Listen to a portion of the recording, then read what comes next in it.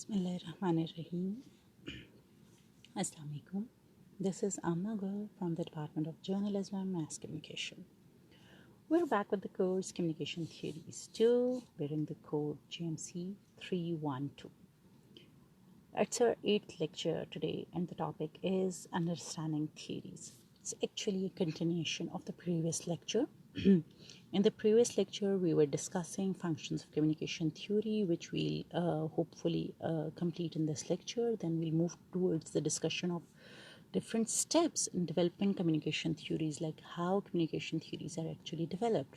And finally, we'll discuss the criteria for evaluating good theories, which how do we know a theory is good enough or not. So let's complete our discussion of functions of communication theory. We've already discussed the 5 functions. I'm just going to overview that, and then we'll move towards the next things. Now, I told you the 5 functions. The first one was that theories actually help us organize and understand our communication experiences. And I gave you examples not only from Tenon, but from your own personal life, that if you come up with different theories for communication, they actually help you understand your communication experiences. The second function was that they can guide us in choosing which behaviors to study, that they give us a direction. Third thing is that they actually broaden our personal knowledge of human communication, because there's so many theories coming in from so many different directions, from different media outlets, from scholars, books, articles. So they actually broaden our personal knowledge rather than us experiencing everything on our own. For example, in our personal lives, in our professional lives, we actually get to learn a lot from theories developed by others. The fourth function, theories help us predict and control our communication. Exactly. For example, you witness so many advertisements. You do watch a lot of advertisements. Now there are certain theories at the back of those advertisements that predict how people would respond to that communication. Advertisements is also part of a kind of communication. I hope we already know that. Okay. So, for example, teaching kids in the schools, or for example, workplace communication, or for example, communication in the mass media. So, theories actually are tools that help us predict and control our communication. Last, theories can aid us in challenging current social and cultural realities. For example, there is a theory that, for example, if you do not let kids decide their things, and at a younger age, those kids would not be independent people, who would not be able to make important choices in their life. So it's kind of a theory that, for example, the current social setup is like that in our basic institutions, the family as an institution, school as an institution, we do not let our kids decide a lot of things for themselves. Rather, we do not let them decide anything for themselves in most cases. So there are theories about that. So having said that, we compiled our last lecture stating that theories may serve many useful functions, but these functions do not really matter if the theories are not well developed, because then they do not provide a good representation of how our world works. While we all form our personal theories through examining our behaviors, our experiences, weighing our observations, how are communication theories actually developed? Not our personal theories, the ones that we develop over time without ever thinking about those theories being developed. Now let's discuss how theories are actually developed.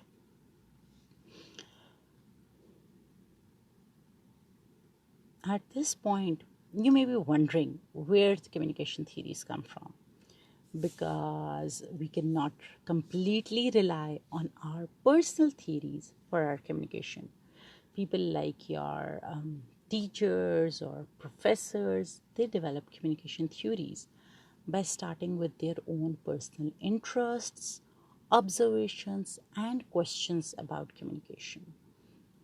Those of us who study communication are in a continual process of forming, testing, and reforming theories of communication so that we have a better understanding of our communicative practices.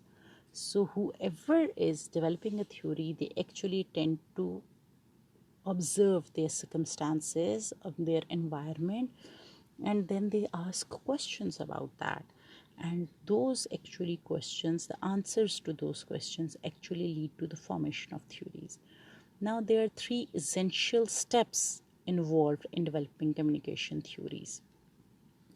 The first one is asking important questions, then looking for answers by observing communicative behavior, and from answers and theories as a result of your observations. So the first one is asking important questions, then looking for answers by observing communicative behavior, obviously, and then form answers and theories as a result of your observations. Now, I'll start off with asking important questions is the first step in the process of discovering how communication functions in our world. Tannen's work grew out of her desire to find out answers to questions about why men and women can't seem to communicate, a commonly held theory by many. As a result of her line of questioning, like this can't seem to communicate is very appropriate when it is communication, especially happening at home, for example, between your Ami and Abu. So it is many times it's kind of a difficult thing. As a result of her line of questioning, she has spent a career asking questions and finding answers.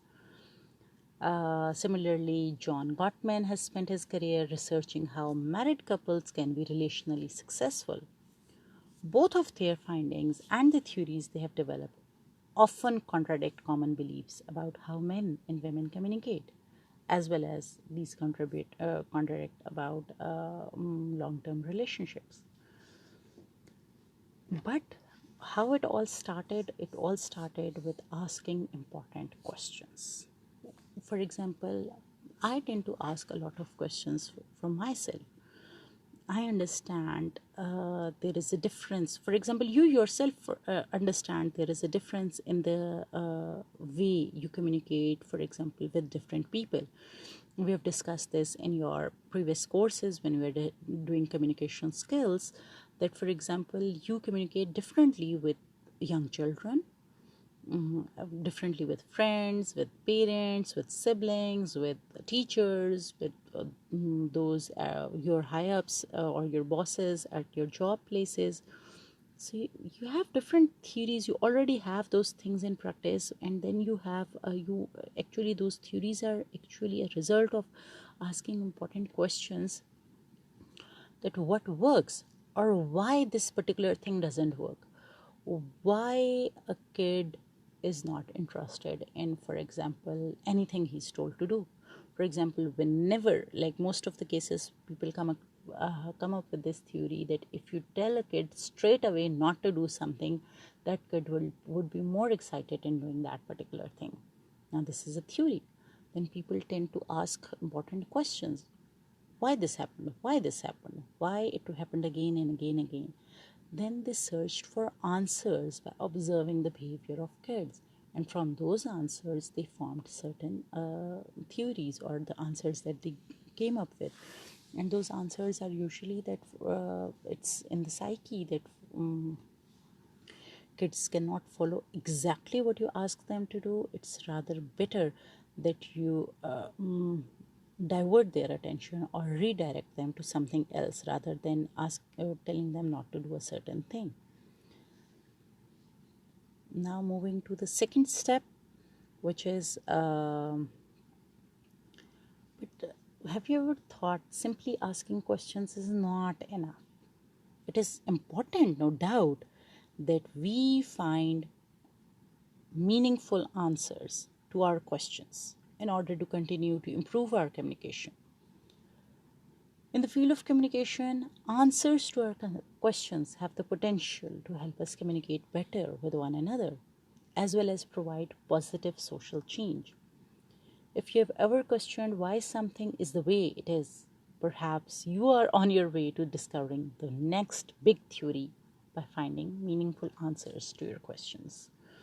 So, once you ask questions, then you need to search for answers, and those answers are based on your observation, how good you are observing the communicative behavior around you. Depends on obviously the kind of question you have asked.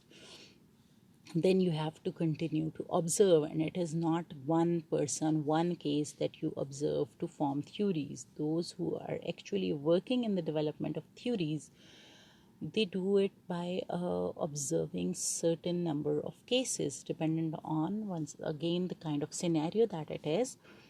But most of the time it is based on certain number of observations, and those observations once again lead to the next end of the string, which is forming answers. So when we find answers to our questions, we are able to form theories about our communication. Answering our questions help us develop more sophisticated ways of understanding the communication around us. That is, theories. So, if we answer our questions appropriately based on observations, it gives us better ways of explaining the communication setups around us or the communicative world. And these answers to our questions are actually, the sophisticated answers are actually theories. So you may have a theory about how to make friends, for example. All of you, when you came in, for example, remember the first day of your university, or at the back, first day of your college or first day of your school. School would be very well, you might not remember that well, for example, but you might have a theory about how to make friends. You use this theory to guide your behavior. Then you ask questions to find out if your theory works. You might have a theory of making good impressions at your teachers. See, there are many students who actually work for it. So the more times you prove that it works, whichever your theory is, the stronger your theory becomes about making friends. But the question remains, how do we know if a theory is good or not? So till these three are the steps in developing communication theories. Once a theory is developed, then we move towards asking whether that theory is good or not. We need to evaluate that theory as well. So I'll just wind up what we just discussed in the steps of developing communication theories. The first one was that it always starts with asking important questions regarding different communicative behavior, whichever arouses your curiosity. Then once you have important questions, you search for answers by observing the communicative behavior around you, be it about kids, be it about health communication or gender communication, or it can be group communication or interpersonal communication, or it can be about public relations, or it can be about advertising, or it can be about journalism. Like, it can be anything, dependent on whatever your questions are. So you look for answers about that thing in that scenario by observing the communicative behavior of others. And on the basis of your observation, you form answers, and those answers are developed. The developed form of those answers, or the sophisticated form of those answers, is actually the theories, which tend to explain communicative behavior in this world or communicative behavior around us. Having said that, we are now moving towards a discussion of how do we know if a theory is good or not. But I'll take a break. The heading seems quite impressive. Newton's gravity theory. Do you remember that? You must have read it in your physics class in school. Okay, let's take a moment to compare Newton's theory of gravity to communication studies. Communication theory, sorry. Now, simply put, Newton theorized that there is a force, there is a unseen force rather, that draws objects to the earth. Now, for us, it seems quite simple, easy, because we have studied Newton, we understand gravity. But for that matter, when Newton was sitting under a tree, this is how we were taught. I hope that was true. So, an apple fell and it hit his head. So, he theorized that there is a force that draws objects to the earth.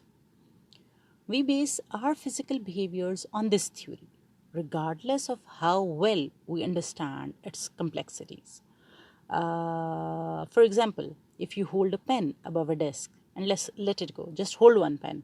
I hope you're having a pen or anything around you. Just hold it and now let it go. You already knew it will fall. If you held it above the desk, it will hit the desk, or if you held it above the ground, it will hit the ground. And it will hit the desk or the ground or the floor every time you drop it. You can let's do it one. Let's give it a try. I'm holding a pen and I'm just letting it go. It dropped. Let me try it another time. Again, it hit the desk.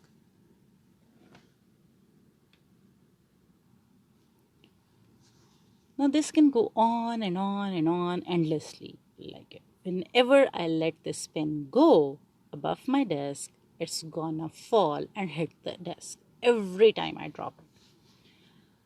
Now, in contrast, let's come to communication theories. Communication theories are not exactly like Newton's gravity theory because these theories change and develop over time. For example, you might theorize that smiling at someone should produce a smile back. Like it's general courtesy. For example, if you smile at someone, the next person smiles back at you. So you speculate that this should happen most of the time. But it probably would not surprise you if it does not happen every time. So if you contrast this to gravity, if you dropped a pen and it floated, you would likely be very surprised, if not a little bit worried about the state of the world. See, so communication theories are not as similar to other theories, especially of the physical world, because the physical world has theories that hold true usually all the time. Communication theories, they tend to change and develop over time. So for example, when Abu is angry and he's angry at your result, so even if you smile at him, you don't get a smile back. But for example, if you're returning from hostel after a month and you greet your mother, you smile at her, she smiles back at you. See? So many a times it works, many a times it doesn't work. And we are not surprised by it because we understand that communication theories change. Now, having said that, we'll move towards. So, if communication theories are not 100% consistent, like theories in the physical world, why are they useful then? This question has initiated a great deal of debate among those who study communication. While there is no definitive answer to this question, there are a number of criteria we use to evaluate the value of communication theories. See, communication theories are not 100% consistent. This is clearly true. While in physical sciences things are very different, those are kind of true every time. Then what is the use of communication theories? This debate continues with all social sciences. It's not just with communication theories, it's with all social sciences. See, and the debate continues with all those who study communication. There is no definitive answer, there is no clear-cut answer as to what is the use of these theories then, if they cannot predict or if they are not 100% true all the time. But thus, for example, different scientists, they have developed a number of criteria that we use to evaluate the value of communication theories. According to Littlejohn and Foss, scope, parsimony, heuristic value, openness, appropriateness, and validity are starting places for evaluating whether or not a theory is good. I named all of these, but I'll be discussing each one of these with you in detail now. Okay, so I'll start off with scope. The first one was scope, that was mentioned by Littlejohn and Foss. Now, scope refers to how broad or narrow a theory is. So, what is the scope of that theory? That is, theories that cover various domains are considered good theories. But if a theory is too broad, it may not account for specific instances that are important for understanding how we communicate. If it is too narrow, we may not be able to understand communication in general terms. Narrow theories work well if the range of events they cover can be applied to a large number of situations. It is easier to understand some theories when we are given examples or can see those theories being played out. So, the scope of the theory matters a lot. The scope doesn't have to be too broad, because if it is too broad, then it cannot explain certain instances because it is way too broad for it. And if it is too narrow, then it cannot be generalized. So, but what we said is that narrow theories work well if it can be applied to a number of different situations. For example, a theory about your parents, once again communicating with your father, it's too narrow a theory because it's about you and your father only. But if it can be applied to not all fathers, if it were all fathers, it was too good. If it can be applied to all fathers, for example, your father is from armed forces, yes. So if it can be applied to most of the fathers coming from armed forces, it's a good enough theory because it can be applied to a large number of situations. See? So that kind of a thing. Okay, parsimony refers to the idea that all things being equal, the simplest solution takes precedence over a more complicated one. Let me repeat it again so that you can write it now. Parsimony refers to the idea that all things being equal, the simplest solution takes precedence over a more complicated one. Thus, a theory is valuable when it is able to explain, in basic terms, complex communicative situations. If a theory cannot be explained in simple terms, it is not demonstrating parsimony. So, for example, whatever a theory is, it should be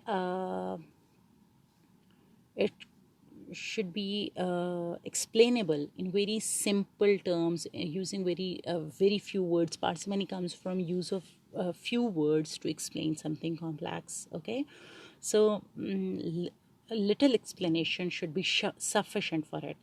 If a theory has parsimony, it's once again seen as a good theory. Now the next is heuristic value. Heuristic value means that a theory prompts other theorists to engage in further study and theorizing about a given problem. The Greeks used the term heurisko, meaning I find, to refer to an idea which actually stimulates additional thinking and discovery. Now, this is an important criterion that facilitates intellectual growth, development, and problem solving. So, if a theory is considered good, if it prompts other theorists to engage in further study and theorizing about a given problem. So, that is the heuristic value of a theory. For most communication theories, it would be quite easy to track their development as more people weighed in on the discussion.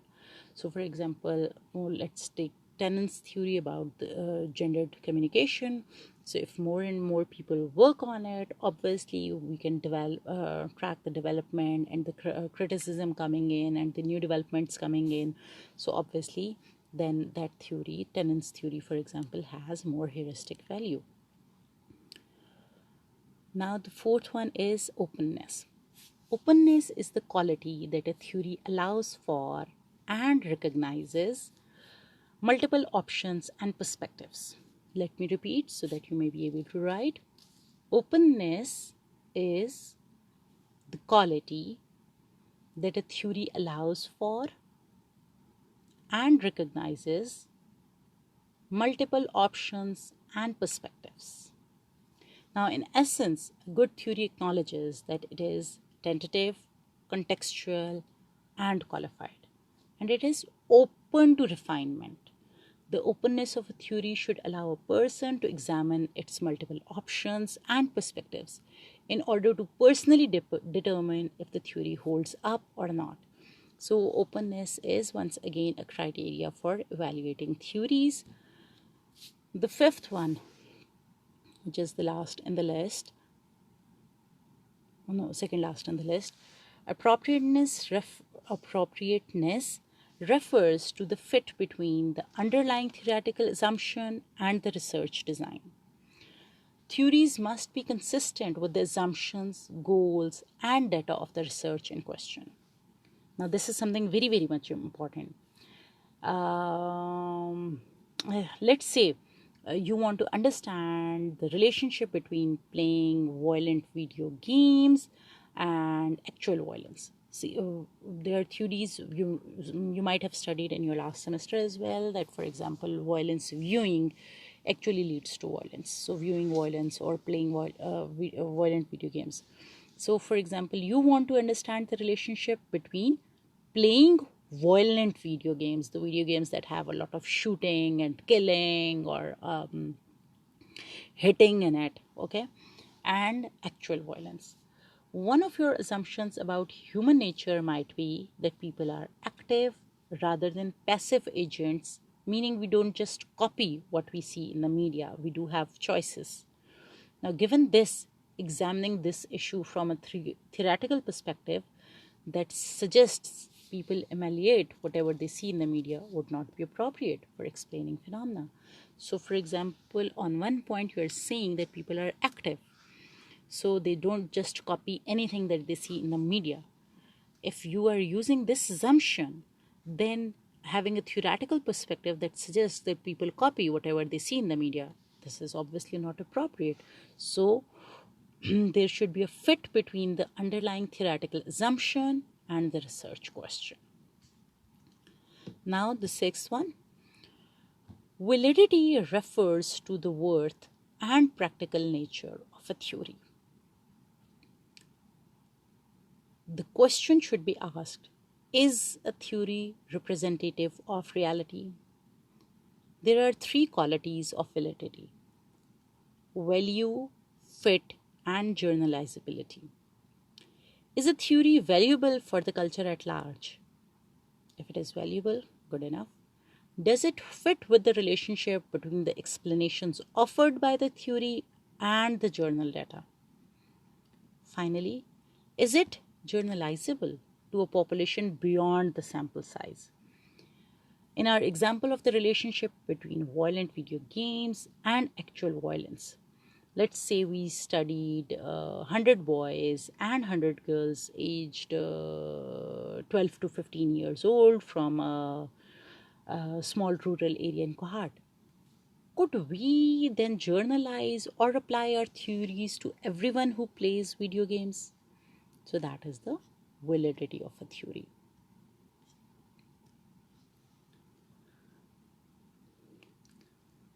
Now this is a look back at the criteria. This criteria serves as a starting point for generating and evaluating theories. In the next lectures, when we shift our discussion to specific theoretical paradigms, you will see how some of these criteria work. Having said that, that's all for today. Thank you. Allah Hafiz.